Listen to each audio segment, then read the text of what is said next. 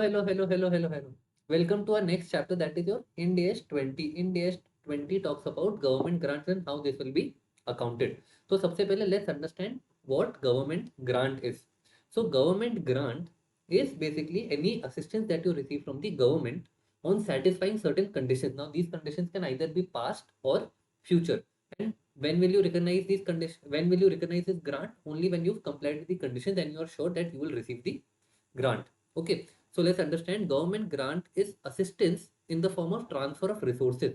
Now, this transfer of resources can either be in the form of cash or it can be in the form of asset itself, but at least some form of help from the government of to an entity in exchange for past or future compliance. That means either you've already complied with it in the past and then you are getting the grant, or you get a grant in hope that you will comply it in the future. Now, there certain things will be excluded. For example, your income tax holidays, accelerated depreciation, investment tax credits. So these will be exclusions. Next is recognize only when there is reasonable assurance. So you will recognize this grant in your book only when you are sure that is that your entity will comply with the conditions, and second that the grant will be received, that you will receive this grant only and only when both of these conditions are satisfied, that is both condition 1 and condition 2, will you be allowed to recognize this in your books. Now coming to your next part, that is your accounting treatment. So accounting treatment will depend upon two criteria. First is whether the grant that you are receiving, whether that is received against an asset or whether that is received against income. So whether it is linked to income or whether it is linked to asset. Now under asset also, your government, as we understood, government can give you grant in two ways. They can either give you the asset itself, that is your non-monetary grant. So government will either give you the asset, or second, government will give you the money for the asset, that is monetary. So let's understand first, that is your non-monetary grant. So under non-monetary grant, the government gives you the asset. So there is no cost to the asset. So therefore, in such a case, you will do PP account debit to bank and to deferred government grant. That is, if you have paid some amount, that will come under here, and deferred government grant will be your balancing figure. Next is your monetary. That means when the government gives you cash.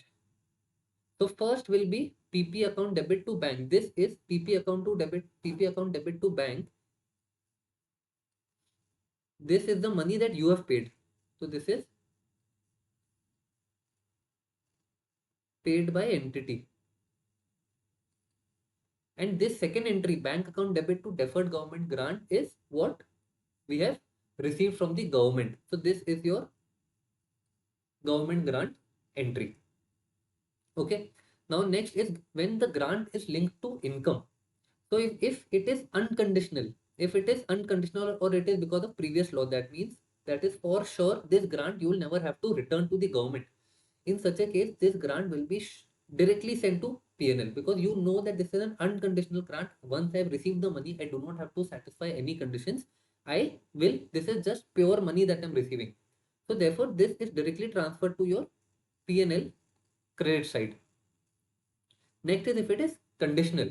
So under conditional, it comes whether it is past condition or whether it is future condition. So if it is a past condition, that means what you have already satisfied. If you have already satisfied the condition, again it is the same entry, bank account debit to PNL, because it will be sent to PNL in an income item. Is also sent to PNL. Therefore, this grant will always also be sent to PNL. Next is if it is a future condition, then it will be bank account debit to deferred government grant. Okay, I hope this is understood, and we will also understand what to do of deferred government grant in all the cases. Okay, next is amortization of deferred government grant. So basically, you've seen under three circumstances do we get deferred GG. So what do we do? So under the first situation, as both of these were related to assets, are deferred government grants, both were related to assets. So now you have to see that this deferred government grant you received against which type of asset. Is my asset depreciable, or is my asset non-depreciable, is what matters. So say for example, non-depreciation, if I have received it for land, in such a case this will come under condition 2. So if my asset is depreciable, so in such a case, this deferred government grant, this credit balance of deferred government grant that you have, how do I empty this? How do I empty this over the years? So this will be emptied in the ratio of depreciation because your asset is being depreciated. So therefore, your government grant will also be sent in the ratio of your depreciation. So period when the condition is satisfied is irrelevant. It will be transferred in the ratio of depreciation. Second is, okay, now sir, what if it is a non-depreciable asset? What if the grant that I received is against a non-depreciable asset, say for example land? In such a case, it will be a ratio of cost to be incurred to fulfill condition because this is a against some condition. So whatever cost you will have to incur to fulfill the condition over the years, in that ratio, this deferred GG will be emptied into P&L. Next is over here deferred GG. Over here, if you remember deferred GG, this is with regards to your income. This is related to income. So therefore, this will be in the ratio of future benefits.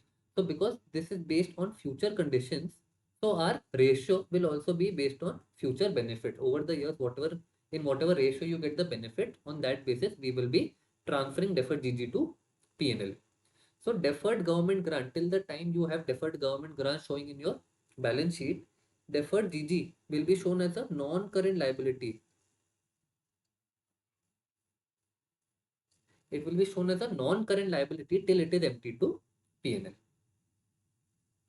Next is your any other miscellaneous points and we'll be done with this chapter. Very small chapter, not very difficult. So any grant given in the form of promoter contribution will be treated as grant linked to income. If it is in the form of promoter contribution, it will be mentioned in the question. If it is in the form of promoter contribution, this will be linked to income. That means the second part, we broke it into two. First was asset, second was your income. So this will be under income. Next, if your loan is given at less than market rate, that now if you see that is also a form of government grant. Basically, if you understand, if say for example, the interest rate in the market is at 18%, if the interest rate in the market is at 18%, but you are getting this loan at 10%. In such a case, of course, this is a benefit to you. So how do you discount this? So how will you calculate the grant amount? That is your loan amount minus fair value as per Ind AS 109. So we have not done Ind AS 109, that is your financial instruments. So I'll explain it to you very easily. So basically what are you doing? You have to pay 10% interest on a loan amount of 1000. So basically first year you will pay 100 rupees interest, second year you will pay 100 rupees interest, and third year you will pay 100 rupees interest plus the 1000, that is your principal. You will discount this using your market rate. That is, discounting will be based on 18%. That is your 18% is your market rate. So on discounting it at market rate, you will get 826.06. This is basically your fair value. This is basically your fair value as per 109. So therefore, to understand what will be your value of the government grant, that will be the loan amount, that is 1000 minus your fair value as per 109, and you get 173. So basically you are getting a benefit. You are getting a government grant of 173.94 rupees. Next, any exemption of duties due to EPCG is also a government grant. EPCG, if you realize, we have studied it in IDT under customs. That video also I have uploaded. You can definitely watch that.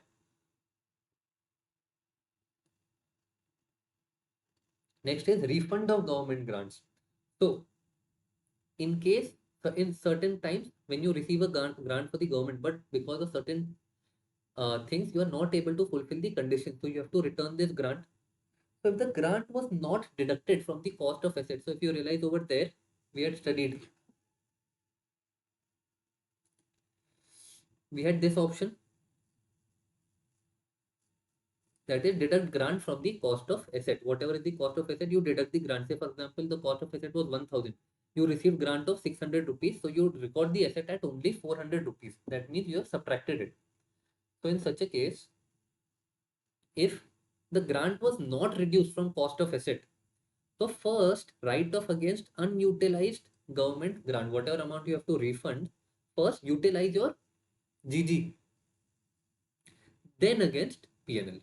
Okay, because some amount you've already transferred to PNL, but some amount is still there in GG.